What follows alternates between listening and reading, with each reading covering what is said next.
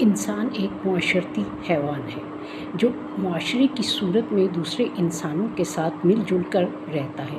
اس رہن سہن کی وجہ سے جو طور طریقے اور رسم و رواج جنم لیتے ہیں وہ ثقافت کہلاتے ہیں۔ ان طور طریقوں میں مذہب، زبان، لباس، خوراک وغیرہ شامل ہے۔ ثقافت دراصل عربی زبان کا لفظ ہے اور اس سے مراد کسی خاص علاقے، خطے یا قوم کا رہن سہن ہے۔ مثال کے طور پر پاکستان کے مختلف خطوں میں بسنے والے باشندوں کی ثقافت جو پنجاب، سندھ، بلوچستان، خیبر پختونخوا اور آزاد کشمیر کے خطوں پر مشتمل ہے، ان میں ہر خطے کی الگ اور منفرد اور نمایاں ثقافت ہے۔ ثقافت کا رشتہ ہمیشہ ماضی سے استوار ہوتا ہے۔ ماضی کے بغیر ثقافت زندہ نہیں رہ سکتی۔ پاکستان دنیا کے جس خطے میں واقع ہے اس کو زمانہ قدیم میں ہند کہا جاتا تھا۔ ماہر عمرانیات کے مطابق یہ خطہ ابتدائی تہذیبوں کا گہوارہ رہا ہے۔ ان خطوں میں کئی تہذیبوں نے جنم لیا، جن میں وادی سندھ کی تہذیب و ثقافت اور گندھارا کی تہذیب و ثقافت بہت نمایاں اور اہم رہی ہیں۔ گندھارا تہذیب کے اہم مقامات پشاور، چارسدہ، سوات کے علاوہ ٹیکسلا رہے ہیں۔ سندھ میں موہنجو دڑو اور پنجاب کے علاقوں میں ہڑپا کی تہذیبوں کو خاص اہمیت حاصل رہی ہے۔ کسی بھی خطے یا معاشرے کی تہذیب و ثقافت کے عوامل اس کی جغرافیائی حدود، اقتصادی حالات اور افراد کے نفسیاتی اثرات کے مرہون منت ہوتے ہیں، اور یہی چیز اس تہذیب و ثقافت کی ترقی و زوال کا سبب بنتی ہے۔ دنیا کے مختلف خطوں میں پائی جانے والی ثقافتیں زبان اور مذہب کی بنیاد پر وجود میں آئیں۔ پاکستان چونکہ ایک اسلامی ریاست ہے، اس لیے اس کے ہر خطے کی ثقافت میں اسلامی رنگ نمایاں ہے۔ اس کے علاوہ زبان کسی بھی ثقافت میں مرکزی حیثیت رکھتی ہے، اور پاکستان کے مختلف خطوں میں جو زبانیں بولی جاتی ہیں وہ پنجابی، سندھی، بلوچی، پشتو، براہوی اور سرائیکی وغیرہ ہیں۔ اس لیے پاکستان کی مجموعی ثقافت میں ان سب کا رنگ ملتا ہے۔ چونکہ پاکستان کی مجموعی زبان اردو کو قرار دیا گیا ہے، لہٰذا یہ زبان مرکزی اہمیت کی حامل ہے۔ چنانچہ مذہب اور زبان پاکستان کی مختلف ثقافتوں کو یکجا کرنے اور استحکام دینے کے لیے ایک مضبوط ستون ہے۔ خوراک، لباس، رسم و رواج، فنون لطیفہ، کھیل تماشے وغیرہ ثقافت کے نمایاں خد و خال ہیں۔ آج کے جدید دور میں جب کہ دنیا ایک گلوبل ولیج کی حیثیت اختیار کر چکی ہے اور ہر قوم و ملک کا دوسرے قوم و ملک کے ساتھ اختلاط بڑھ چکا ہے، چنانچہ تہذیبوں اور ثقافتوں میں بھی کافی ملاوٹ در آئی ہے۔ اس سلسلے میں پرنٹ میڈیا اور الیکٹرانک میڈیا نے کافی اہم کردار ادا کیا ہے۔ نئے نئے چینلز پر نشر ہونے والے ثقافتی پروگرام اور دستاویزی پروگرام ثقافت میں نئے رنگ گھولنے کا کردار بہت تیزی سے نبھا رہے ہیں۔ پاکستان ایک اسلامی جمہوریہ ہے اور اس کے ہر صوبے، ہر خطے اور افراد کے طور طریقوں میں اسلامی رنگ ہمیشہ نمایاں رہا ہے۔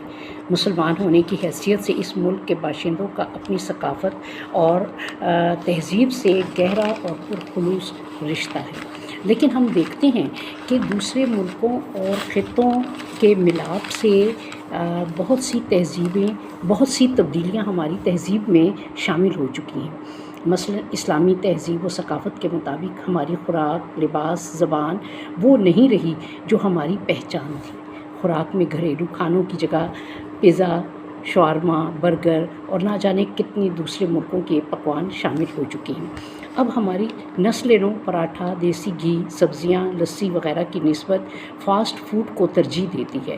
لباس میں شلوار قمیض، دوپٹہ، لہنگا، غرارہ، ساڑی کی بجائے تنگ پتلون، سکرٹ اور بغیر دوپٹہ کے چست قمیض یا ٹی شرٹ کی اہمیت بڑھ گئی ہے۔ مردوں میں کوٹ پتلون، ٹائی ہماری ثقافت کا حصہ بن چکی ہے۔ ہماری نوجوان نسل پٹھان خان، روشن آرا بیگم، ملکہ پکھراج، ریشمہ، فریدہ خانم، مہدی حسن، عنایت حسین بھٹی جیسے گلوکاروں کو سننے کی بجائے پاپ میوزک کو ترجیح دیتی ہے، اور دیکھا اور سنا گیا ہے کہ کلاسیکل میوزک اور پوئٹری میں پاپ میوزک کا رنگ شامل کر کے بالکل ایک الگ اور نئی چیز متعارف کروا دی جاتی ہے۔ جو کسی بھی طرح پاکستان کے رنگ کا حصہ معلوم نہیں ہوتی۔ فنون لطیفہ میں اسلامی فن تعمیر کا اپنا ایک خوبصورت اور منفرد انداز تھا۔ ہندوستان اور پاکستان میں اس اسلامی طرز تعمیر کے نادر نمونے آج بھی موجود ہیں، جن میں باغات، مسجدیں، قلعے وغیرہ آج بھی شان و شوکت سے ماضی کی یاد دلاتے ہیں۔ لیکن جدید دور میں پلازے، ریسٹورینٹ اور پارک نے جگہ سنبھال لی ہے، اور تفریحی سرگرمیوں میں میلوں کا انعقاد، کشتی، کبڈی کی جگہ کرکٹ کو آج بہت زیادہ اولویت دی جاتی ہے، اور اسے ایک کمرشل کھیل کا درجہ حاصل ہو چکا ہے۔ اب اسکواش اور گالف وغیرہ شوق سے کھیلے جاتے ہیں۔ ایک اسلامی ملک ہونے کی حیثیت سے ہماری ثقافت میں جو رسم و رواج شامل تھے، مثلاً شادی بیاہ کی رسمیں، بچے کی پیدائش کی خوشی کی تقریبات، ان سب رسوم میں سادگی اور حیا کا ایک پہلو ہمیشہ نمایاں رہا ہے، لیکن موجودہ دور میں اسلامی رنگ کافی حد تک غیر واضح ہو چکا ہے۔ اب بچے کا عقیقہ اسلامی طرز پر ادا کرنے کی بجائے سالگرہ کا کیک کاٹنا زیادہ اہم ہو چکا ہے۔ شادیوں کے موقع پر زنانہ و مردانہ گھریلو تصور ختم ہو چکا۔ اب مہندی، شاور، بارات، ولیمہ وغیرہ میں خالص ہندوانہ اور انگلش سویلائزیشن نمایاں ہے۔ حیاداری کا جو مخصوص انداز اسلام کی شناخت تھی، اب اسے اول تو کو ایجوکیشن نے کافی حد تک اور پھر ہماری رسوم نے زیادہ تر نقصان پہنچایا ہے۔ نسل نو کے نزدیک والدین اور استاد کا احترام خواب و خیال کی حیثیت اختیار کر چکا ہے۔ عید، بقرعید کی نسبت اب ویلنٹائن ڈے، پتنگ بازی اور ہیپی نیو ایئر نائٹ کی اہمیت بڑھ گئی ہے، اور عید کا خاص پکوان جو سوئیوں اور شیر خرما کی صورت میں تھا، اب وہ بریانی اور ڈیزرٹ کا روپ اختیار کر چکی ہے۔ بقول اکبر الہ آبادی، عشرتی گھر کی محبت کا مزہ بھول گئے، کیک کو چکھ کے سوئیوں کا مزہ بھول گئے۔ سوال پیدا ہوتا ہے کہ آخر ہم اپنی سچی اور خوبصورت تہذیب و ثقافت کو کس طرح زندہ رکھ سکتے ہیں، اور کیوں کر اپنا ثقافتی ورثہ اپنی نئی نسل تک منتقل کر سکتے ہیں۔ اس لیے کہ اسمارٹ فون اور بے شمار ٹی وی چینلز کی یلغار کو روکنا ہمارے بس کی بات نہیں۔ اس سلسلے میں صاحب اقتدار طبقہ اہم کردار ادا کر سکتا ہے۔ وزارت ثقافت کی یہ اہم ذمہ داری ہے کہ وہ قوانین اور اصول مرتب کریں اور ان پرائیویٹ چینلز کو پابند بنائیں۔ رہ گئی بات موبائل اور اسمارٹ فون کی، تو یہ والدین کی اولین ذمہ داری ہے۔ وہ کم عمر بچوں کو اس کے استعمال سے باز رکھیں، سخت نگرانی کریں اور گھر میں دینی اصول و ضوابط کو لاگو کریں۔ محکمہ تعلیم کی ذمہ داری ہے کہ وہ ملک میں تعلیم اور خاص طور پر دینی تعلیم کا حصول ممکن بنائیں۔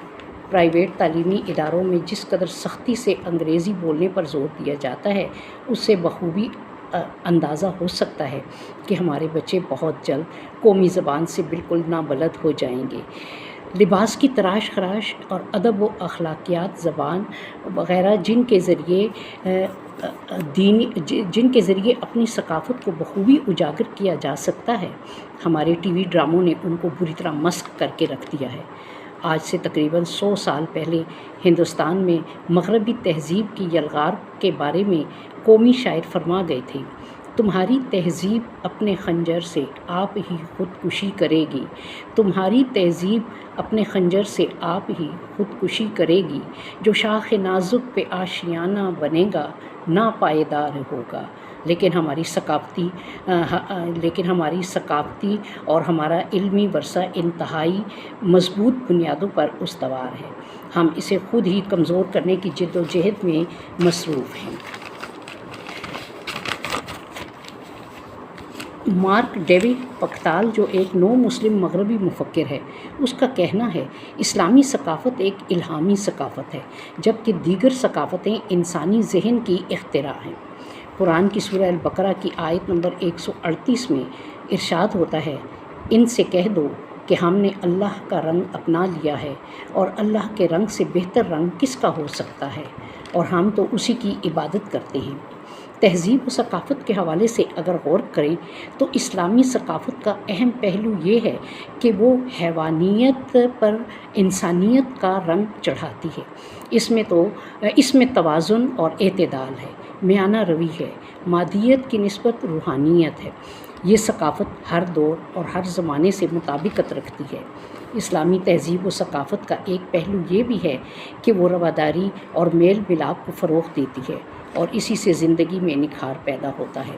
پاکستان کے بڑے شہروں میں منعقد کیے جانے والے ثقافتی میلے اور ثقافتی پروگرام اس لحاظ سے ناکافی ہیں کہ عوام کی رسائی ان تک ناممکن ہوتی ہے، جبکہ میڈیا کی رسائی گھر گھر، گاؤں گاؤں اور شہر شہر ہے اور اس کا تعلق عوام کے ساتھ بہت قریبی ہے۔